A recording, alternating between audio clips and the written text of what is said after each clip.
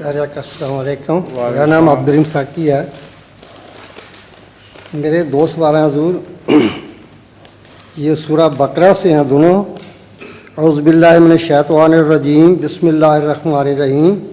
قل ان کانت لکم الدار الآخرۃ عند اللہ خالصۃ من دون الناس فتمنوا الموت ان کنتم صادقین ولن یتمنوا ابدا بما قدمت ایدیہم واللہ علیم بالظالمین.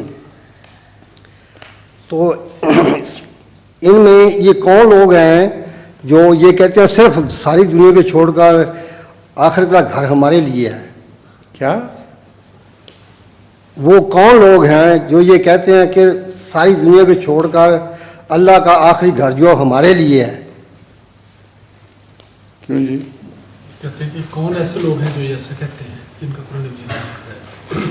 جن کا اس آیت میں ذکر ہوا ہے. ان کا آیت میں ذکر ہے، وہ پتہ ان کو ذکر کیا کون لوگ کہہ رہے ہیں یہ؟ قل ان کانت لکم الدار الآخرۃ عند اللہ خالصۃ من دون الناس فتمنوا الموت ان کنتم صادقین.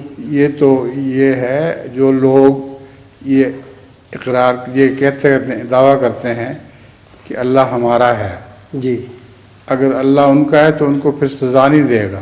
جی اس لیے پھر یہ فرمایا ہے کہ اگر تم سچے ہو کہ واقعی تمہارا اللہ ہے تو پھر موت کی تمنا کر کے بتاؤ. تم تو ڈرتے ہو موت سے اور تمہیں پتہ ہے کہ مرنے کے بعد پیشی ہوگی. یہ لوگ مراد ہیں. ٹھیک ہے.